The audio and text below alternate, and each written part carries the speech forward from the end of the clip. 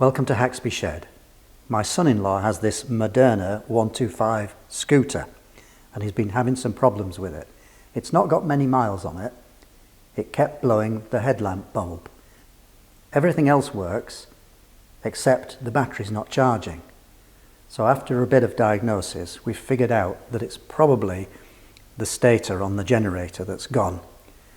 And when we check it, we've disconnected the generator that's on the bike there, and in fact one of the coils seems to be open circuit.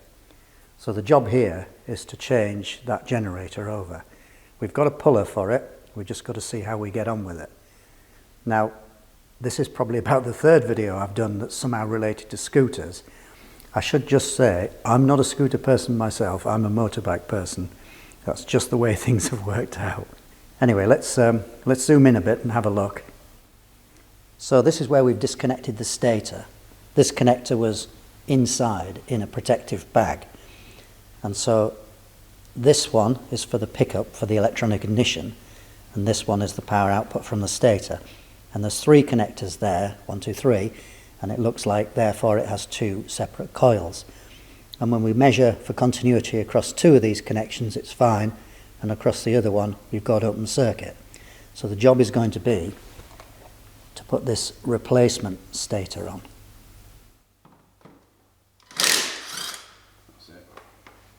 Easy, isn't it, when you've got an impact? Yeah. We thought we were going to have to hold that flywheel, but the impact took that nut straight off. Oh yeah, to hold the pickup. Yeah.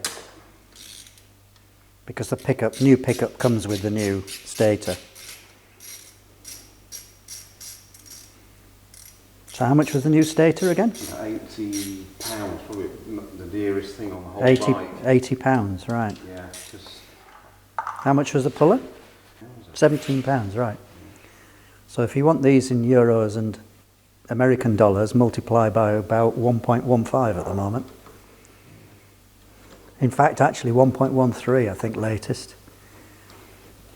It's just going down and down. Left-hand thread, is it? Yeah. Yeah, left-hand. Oh yeah, watch your knuckles. You've done it. That's it. It'll pull straight off, I think. There you go.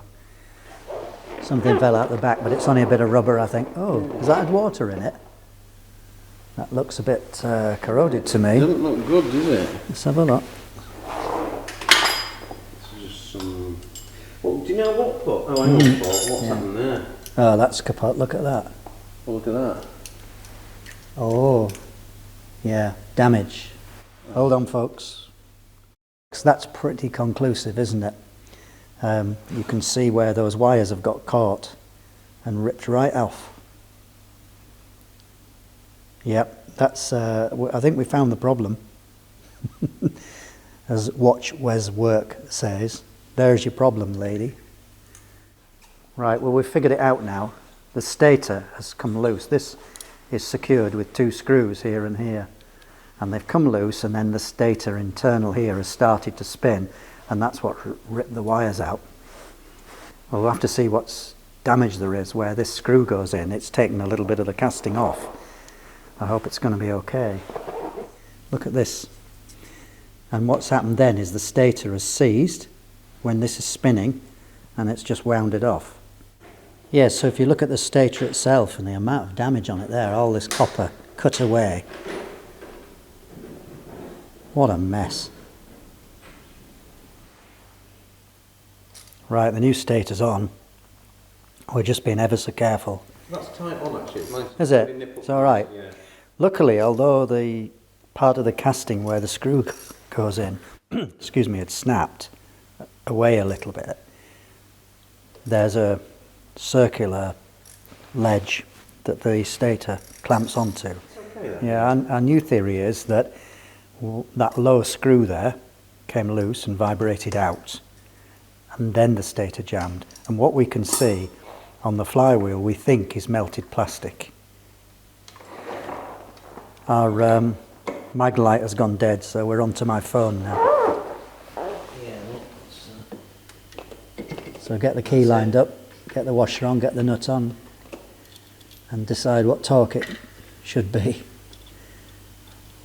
put the pickup on, put the plastic casing on, plug the connectors together, and we might be ready to try. A little bit of Loctite going on there, but not much.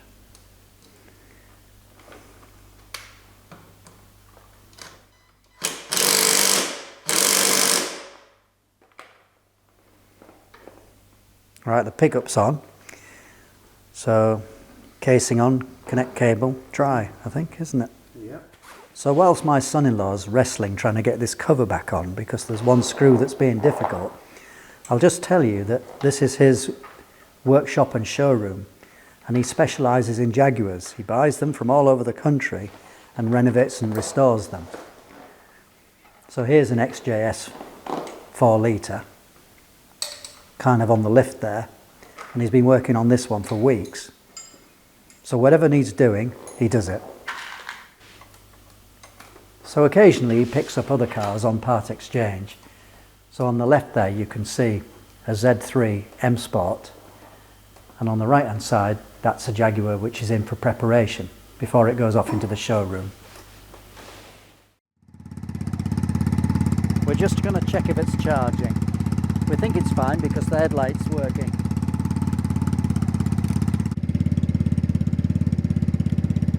Yeah, that's charging, no problem. So you fixed it then? Yeah. Well, that's fixed it. We'll put everything else back on it now. I hope that was useful to somebody. Thank you for watching. Hacks be shed.